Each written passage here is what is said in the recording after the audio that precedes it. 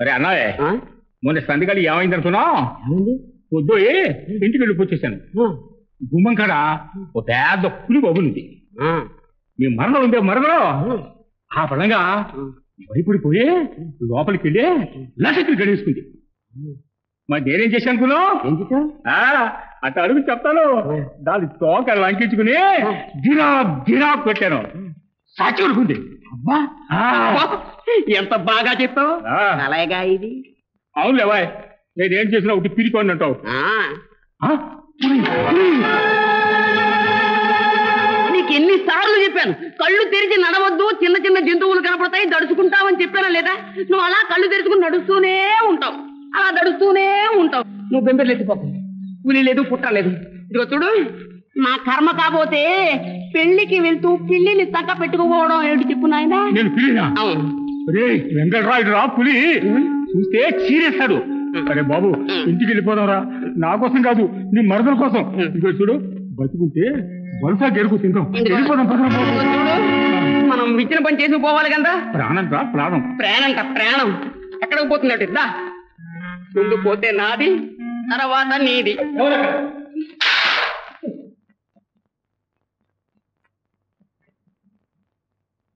ఎవరు మీరు? మేము మేము మహారాజాధిరాజు మార్తాండ తేజ శ్రీ శ్రీ శ్రీ శ్రీ విజయరామరాజులం వారి అర్కారాలు.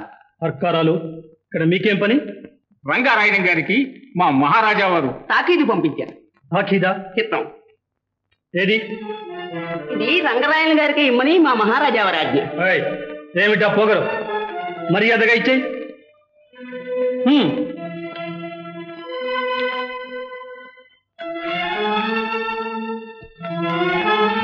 హైదరాబాదు నుండి అపార సేనావాహినితో పరాసుల బుసి జమాబందీకై వచ్చి రాజమహేంద్రవరంలో మకాం చేసి ఉన్నారు. 7 ఏళ్లుగా నవాబులకు బకాయి పెట్టిన పైకం యావత్తు తీసుకుని వెంటనే సముఖానికి రావాలి. కలిసి బుసి భేటీకి పోగలం.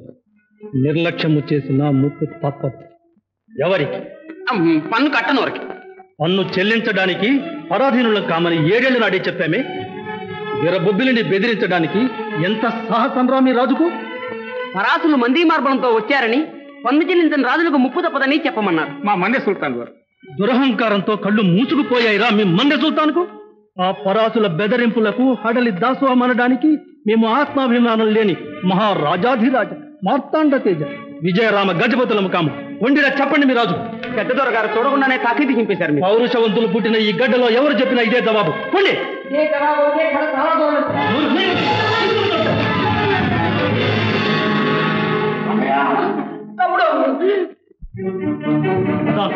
ఎంత దురహంకారం!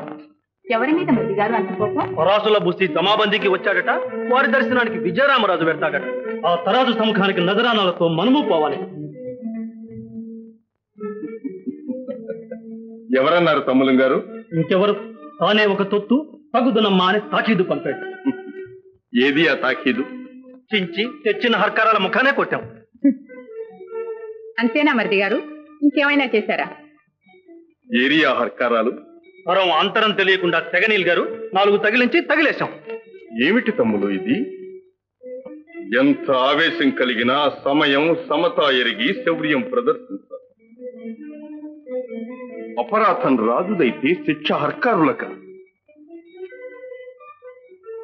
శాంతంగా సమాధానం చెప్పి పంపితే ఎంతో బాగుంది. వివేకులకైతే ఒక్కసారే చెప్పాలి.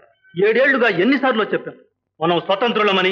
ఒకరి కాలి కింద పడి ఉండే దౌర్భాగ్యం ఈ నేలకు లేదని. కాదని ఎవరంటారు తమ్ములు గారు? అయితే ఇప్పుడు ఈ కప్పం కోరడం ఏమిటి? దేశం మీద మమత లేని ఆ నవాబులకే నిరాకరించామే పన్ను. ఈ పరాసులకే ఎవరిస్తారు? మధ్య బెదిరించి అడగడానికి ఈ రాజవరు. చెప్పండి అన్నగారు, మనం ఇరుకున పెట్టడానికి వేసిన ఎత్తు కాదంటారా ఇది? అంతా నిజమేనయ్యా. నీ ఆవేశము సక్రమము, అభిమానము శౌర్యము మాకు ఉన్నాయి. కానీ సమస్యలను విషమించకుండా పరిష్కరించుకోవటం రాజనీతి. రాజనీతి రాజనీతి అని పొడుగురాజు అక్రమానికి ఎన్నాళ్ళు ఇలా తల ఒగ్గటం? మనం ఎన్నటికీ ఎవరికీ తలవగ్గం. మన ప్రజలు మహావీరులే. అయినా శాంతి. అందువల్ల మనం ఏది చేసినా బాగా ఆలోచించి చెయ్యాలి. విహితంగా సాధించాలని నాడు విరోధం ఉండనే ఉంది. విజయరామరాజుతో నా విహితం కానివ్వండి, సెలవిచ్చారుగా, కానీ నాడు ఉండనే ఉంది కయ్యం. దేవి, మా మరిది గారి ఆత్మవిశ్వాసము అభిమానము అలాంటివి. కానీ అవసరానికి మించిన దురుసుతనం కూడా ఉంది. ఉంటుంది. దానికేం ప్రభు, ఆ 3 ముళ్ళు వేస్తే సరి, తమలాగే శాంతమూర్తులు అవుతారు. మంచి విసిరారు. మాకు సమ్మతమే. తగిన కన్యను వెతికించండి. ఎక్కడో వెతకడం తెలిసి మన పాపయ్య చెల్లెలు సుభద్రమ ఉండనే ఉంది. మరిది గారికి ఆడింటే ముచ్చటే. కళ్యాణానికి ముహూర్తం నిశ్చయించి ఆహ్వాన పత్రాలు పంపించండి. ఇంకే మీ అభిష్టము మాకు అంగీకారమే.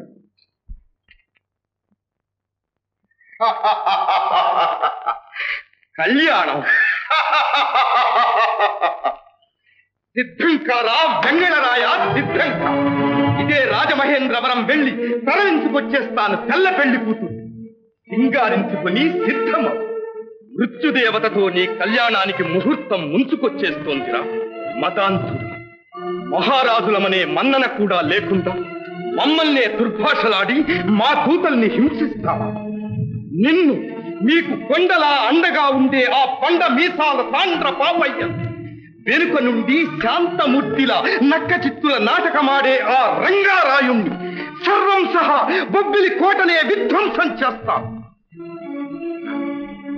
ప్రభు, పడుచుదలపు తొందరపాటుతో వెంగళరాయుడు తప్పే చేసి ఉండవచ్చు. ఆ పాటిదానికి ఇంత ఆగ్రహమా? 72 మాన్యాలకు మహారాజులమైన మా ఆత్మగౌరవానికి ఆఘాతం కలిగించిన ఆ నీచులను ఉపేక్షిస్తే మా పాలన సాగేదెలా? మా ప్రాభవం నిలిచేదెలా?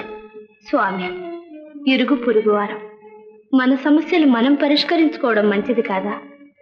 కావేశాలకు పోయి మధ్య తెల్లవారిని రప్పిస్తే మనం లోకు అయిపోమా? దేశం రక్తపాతం కాదా? నా ప్రార్థన మన్నించి ఈ పంతం మానండి ప్రభు.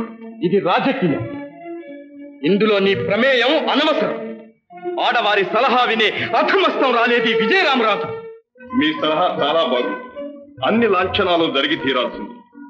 బనారస్ పట్టు పీతాంబరాలతో, బందర్ కలంకారీ చీరలతో పెళ్లికి వచ్చే పిన్నలకు పెద్దలకు అన్ని ముచ్చట్లు తీర్చాల్సింది.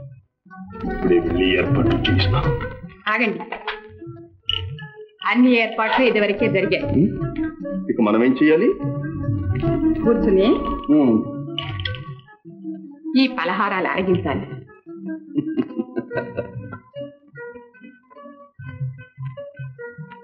పెళ్లికి ప్రత్యేకంగా చేయించండి. ఎలా ఉన్నాయి?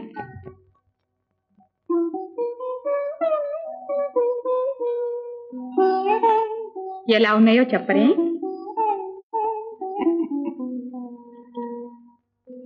వీరోచిత వ్యాయామ వ్యాసంగంతో కరడు కట్టుకుపోయిన మా హృదయం ఏ మూలో మణిగి ఉన్న రసికత్వాన్ని రాణి వారు రెచ్చగొట్టిన నాటి మన తొలిదే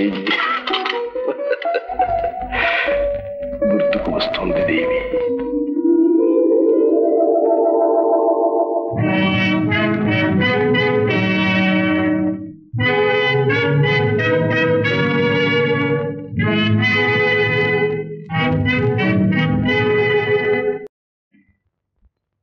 ఏమండి, ఏ లోకంలో ఉన్నారు?